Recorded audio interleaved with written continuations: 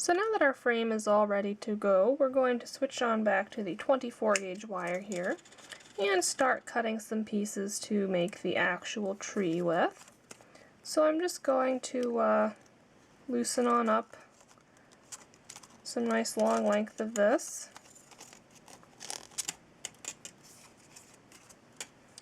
And go ahead and clean that off, get it all straightened out a little bit. There we go.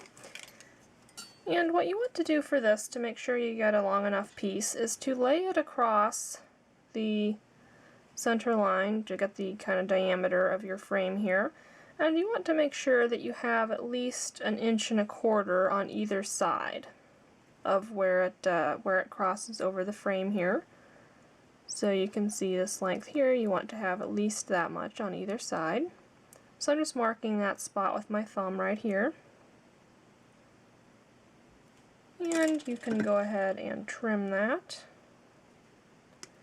And then you can use this piece you just measured to go ahead and cut another 7 pieces. So you want to have at least 8 for a pendant this size. You could do more, just depends on how many you like, how many branches you like to have in your tree.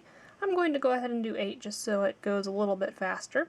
So let me go ahead and cut those. Alright, so now that I said 8, I did actually go ahead and wind up doing 10. It just wasn't feeling like it would be quite enough for this, this frame size. So I went ahead and did 10 pieces. And we're going to keep them all bundled up together here. And go ahead and pull out your 2 pairs of chain nose pliers. And this is really the trickiest part of this whole thing coming up. So I'll try and walk you through it here. I'm going to flatten these all out, but make sure that they're lined up right next to each other with no spaces. And the reason I'm doing that is so I can get a nice good grip on them with my chain nose pliers. So I'm going to take 1 pair in my left hand, and I'm going to tightly grip this just a little bit off center of where the midline would be, halfway along these wires. In fact, let me move down a little more there. And I'm going to take my second pair and grip just about a 1/2 inch above that. Alright, so at this point you want to be very careful that you don't let go of the pliers, and I'm gripping quite tightly with these to try and keep it all together. So I'm going to start twisting. And you want to twist as far as you can. And then I let go with one hand here, and I'm gripping very tightly with my right. I'm going to grab that all again so I can twist it another time around here.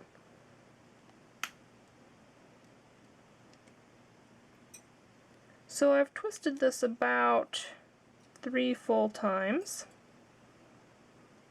And you don't want to let go until you've twisted it several times very tightly. Otherwise it'll fall apart and you'll be in kind of a pickle. So at this point these are staying together nicely because I've twisted it multiple times here. And I think I'm going to put one more twist in here, just so I have a bit taller trunk. There we go. So we've just made the trunk of the tree right here, as you can see. And sometimes to make it look a little more organic, I'll try and put a little bit of a bend in this. Just like that. There we go. And if you wanted to lay it over just to see if you wanted to make the trunk a little taller or anything like that. So now, and a little note about how many branches I cut. I tend to go for even numbers just because I like the tree to be symmetrical, but that's totally a personal thing and you can do an odd number just as well. But with an even number, what I generally do is divide these branches in half, so 5 on either side. And I'm going to do the same thing. I'm going to just twist these 5 together now a couple times.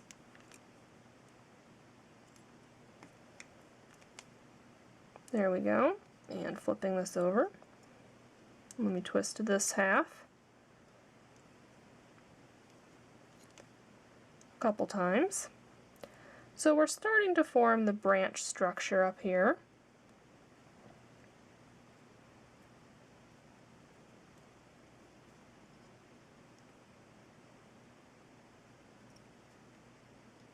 And at this point, with a odd number on either side, with 5, I like to go ahead and leave the bottom one here. And then I have 2 sets of 2 on each side, so I'm going to twist those 2 sets here.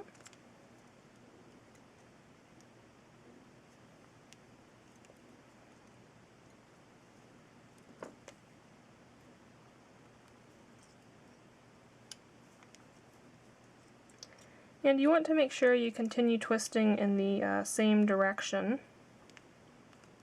So for instance, you wouldn't want to twist it this way. That will mess up the twist you have going on.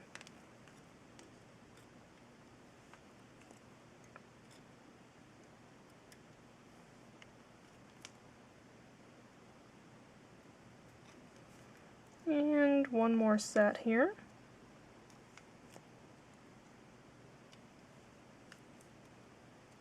Alright.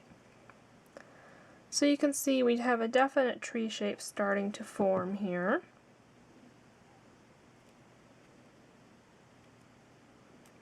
And I'm just kind of splaying out the branches so they're evenly distributed, just to get a feel for how it's going to be turning out. And if you're unsure how far up to keep continuing the twist, you can sort of lay this over your frame, just to get a feel for how it's going to look. So at this point I'm going to move on down to the roots and do a little bit of twisting down there. And I usually try and separate the roots into groups of 2.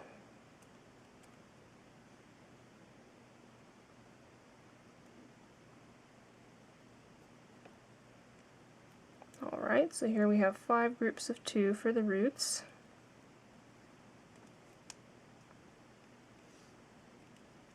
And I'm just straightening this out a little bit. You want the line of the roots to be sort of parallel with the line of the branches up here a little bit. And same thing as before, I'm going to twist these 2 wires at a time.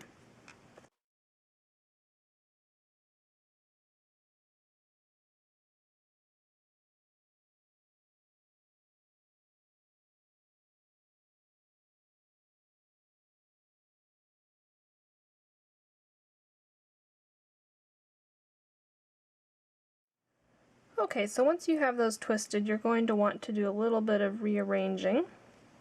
So I'm just going to try and distribute these so they look a little bit more even, coming off the bottom of the trunk here. And some people prefer a more asymmetrical type tree of life design, so again, that's entirely personal. You can really make it however you want. This is just showing you the basic technique that you can adapt for all kinds of different styles.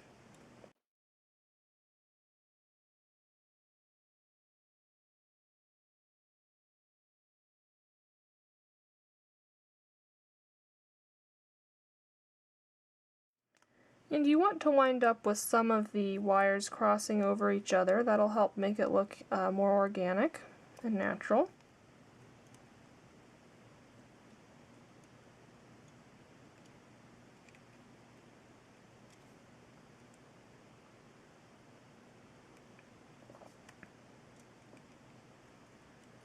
And you can see here it looks like it's kind of leaning this way a little bit, so I'm going to just twist the trunk slightly to adjust that.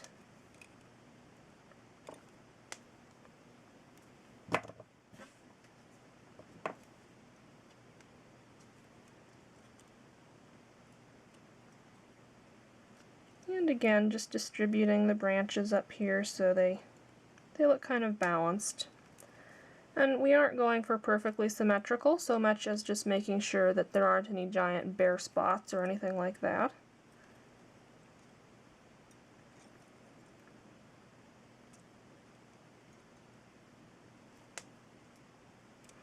And with this layout where we have this kind of cleft in the tree here, I like to have these two innermost branches cross over each other, and those are actually going to lie on either side of the bale up here. So sort of like that. And now the fun part, we're going to put some texture into these branches, if you will. So taking your chain nose pliers, we're just going to start right where the wires come out of the twists, and I'm going to start putting in some nice little sharp bending motions. So I'm sort of making a stair-step like pattern here.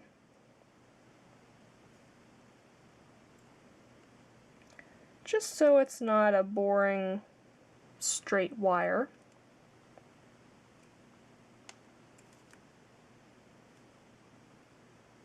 There we go. And continuing that with the next wire here.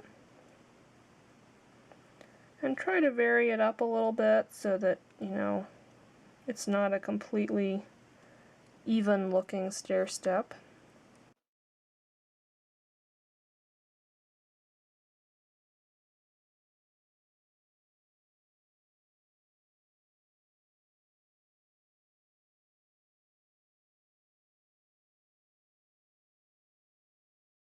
And if you aren't sure how far out to continue those bending motions, you can just lay it over your frame and see where it meets the edge of the frame. You don't need to continue past that.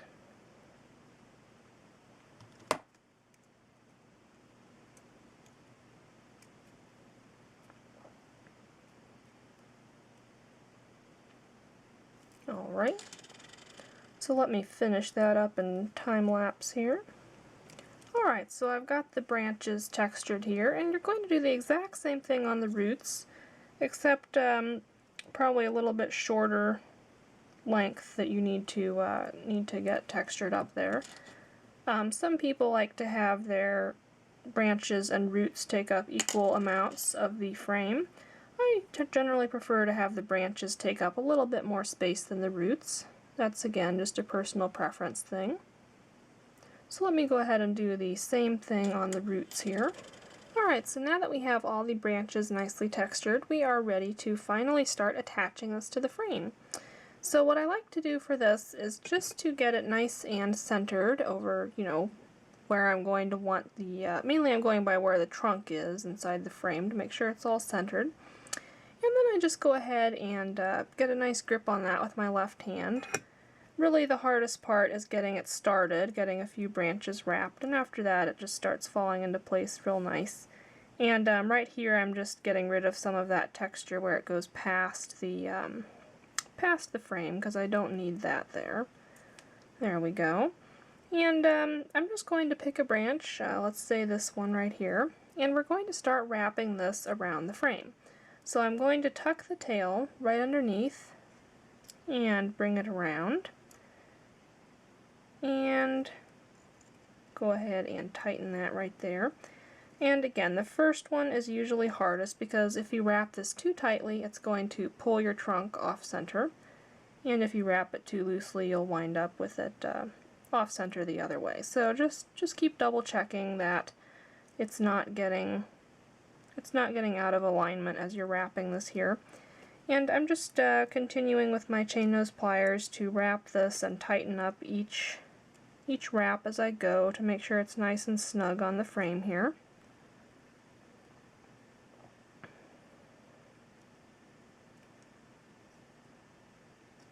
There we go. And I like to get about 3 or 4 wraps just to make sure it's very securely attached.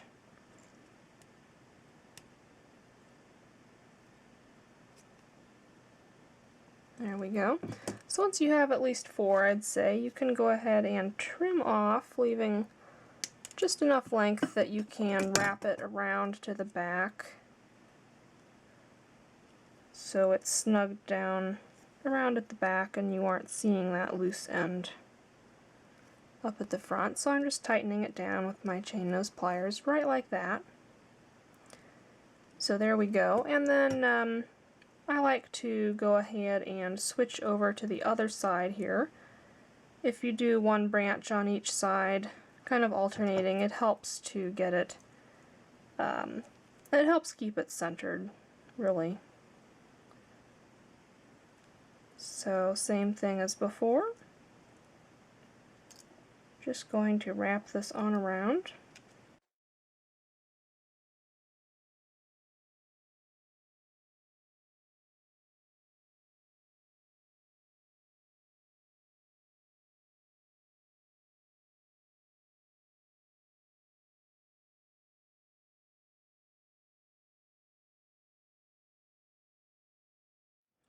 Alright, and once I get one of the branches wrapped around the frame on either side, I like to next do one of the lower root portions to get it locked in at the correct height. As you can see here, it still wobbles around quite a bit. So I'm going to do that one next.